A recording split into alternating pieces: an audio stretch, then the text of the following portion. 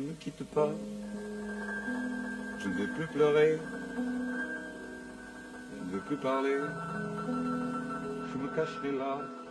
En 15 ans de scène, qu'il définissait comme 15 ans d'amour, Jacques Brel a marqué de manière indélébile la chanson française. Une valse, un temps,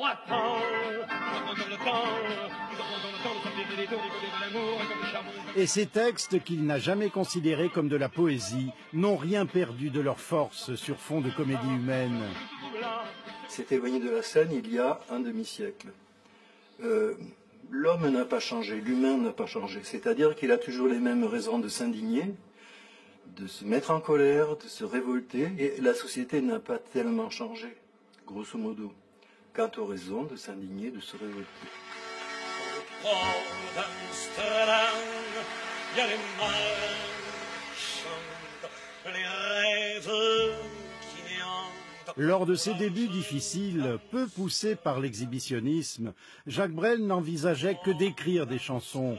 Mais dès la fin des années 50, il se révèle un incroyable animal de scène, pressenti par son découvreur et premier producteur en France. Jacques Canetti a voulu faire venir Jacques Brel avec sa nouvelle chanson qui était Quand on a que l'amour, persuadé que l'impact scénique de Brel allait convaincre tout le monde. Alors peut-être que le disque est difficile à faire vendre, mais Brel, quand il chante à 2 à 3 mètres de vous, c'est quelque chose d'exceptionnel. Ça, c'était ce que Canetti avait en tête. Et ça a marché. Quand on n'a que l'amour à offrir à ceux-là, dont l'unique combat... Envie de liberté, phobie de l'immobilité, désir de rêve, l'écorché joyeux abandonne la scène à 39 ans. C'est juste un journée d'amour. Je vous remercie. Il a été jusqu'au bout des choses qu'il voulait faire. C'est un petit peu pour ça qu'il a arrêté aussi. Hein. Bon, il a arrêté. Moi, je lui ai demandé, franchement, face à face, j'ai dit, mon oncle Jacques, quelle est la raison réelle de ton arrêt? Il lui dit, parce que j'avais plus rien à dire, et dans la vie, quand on n'a plus rien à dire, il faut savoir fermer sa gueule.